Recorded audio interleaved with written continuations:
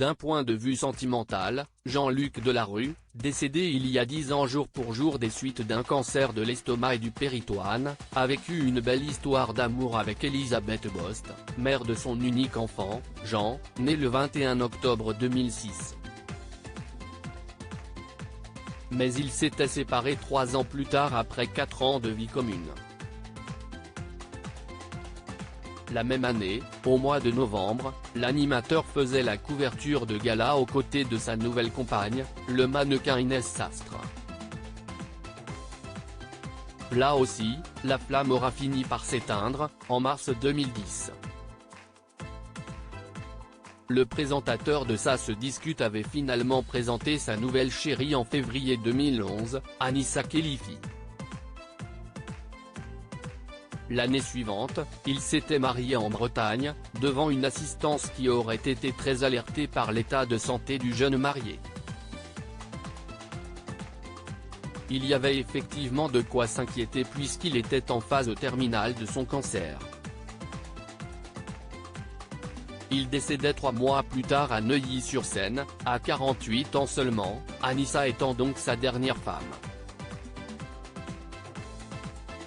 Silence radio pour Anissa. Scène était suivi de ce décès brutal un conflit d'intérêts lié au testament de l'animateur.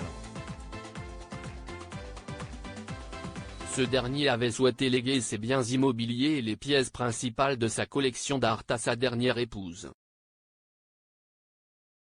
Il avait également choisi un mandataire pour gérer les biens revenant à son fils mineur, empêchant ainsi Elisabeth Bost de tenir ce rôle. Une guerre d'héritage avait alors éclaté entre Anissa et la mère de Jean.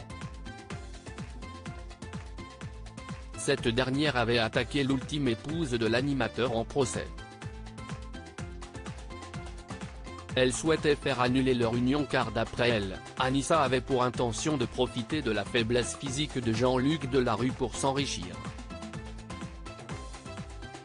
Une thèse qui n'avait pas convaincu les jurés, donnant ainsi Anissa comme gagnante de ce procès.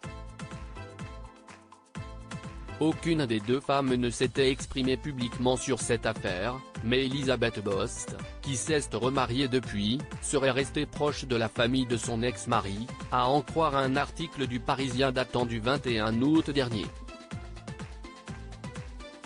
En revanche, le père de l'animateur aurait fait savoir qu'il n'avait plus aucune nouvelle d'Anissa Khelifi, qui refuse par ailleurs de s'exprimer dans un quelconque média. Nos contacts se sont limités au procès qu'elle nous a intenté, avait précisé l'homme âgé de 82 ans.